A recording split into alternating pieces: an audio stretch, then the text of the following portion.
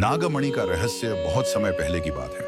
उत्तर दिशा में बर्फ से ढकी पर्वतों की तलहटी में एक राज्य था, सिंहपुर। वहां एक न्यायप्रिय और वीर राजा राजवर्धन राज्य करता था। रानी मृणालिनी सौंदर्य, बुद्धिमत्ता और साहस की मिसाल थी। राजा और रानी का जीवन सुखमय था, लेकिन एक अभिशाप उन्हें हमेशा सताता था। सिंहपुर के राजवंश में पिछले 100 वर्षों से कोई पुत्र नहीं हुआ था। हर राजा को संतान की प्राप्ति से पहले किसी न किसी रहस्यमयी मृत्यु का शिकार होना पड़ता था। एक रहस्यमयी सपना। एक रात रानी मृणालिनी ने एक विचित्र सपना देखा। एक नागिन जो एक विशाल नागमणि को लेकर राजा के महल में प्रवेश कर रही थी और कह रही थी, जो इस नागमणि का रहस्य समझेगा वही सिंहपुर का उत्तराधिकारी पाएगा, वरना यह वंश समाप्त हो जाएगा। सुबह रानी ने वह सपना राजा को सुनाया। राजा ने तुरंत राज्य के सभी विद्वानों और तांत्रिकों को बुलाया।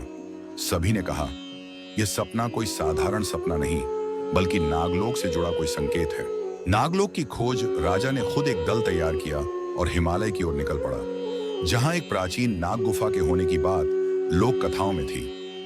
रास्ता कठिन था, लेकिन राजा नहीं रुका।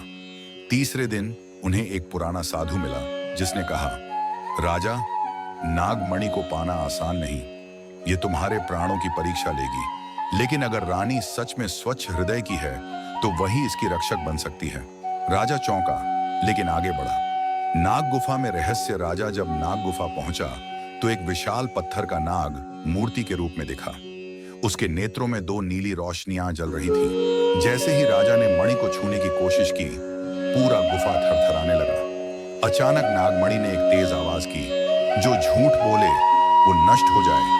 और एक दीवार पर प्राचीन लिपि में लिखा था, जिस स्त्री का पति स्वयं उस पर संदेह करे, वही स्त्री नागमणि की वास्तविक स्वामिनी बन सकती। राजा चौंका, ये क्या मतलब हुआ? वापस महल और अंतहीन सन्नाटा।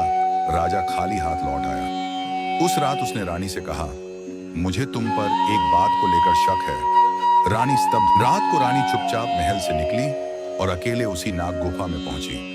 अंतिम रहस्योद्घाटन। सुबह राजा को सूचना मिली कि रानी लापता है। वे तुरंत गुफा पहुंचे।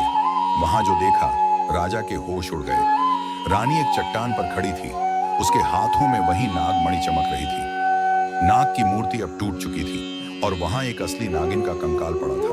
रानी ने धीरे से कहा, राजा, यह नागिन मैं ही थी पिछले जन्म में। मैं तुम्हारी रानी थी, लेकिन तुमने मुझ पर शक किया था और मुझे जला दिया था।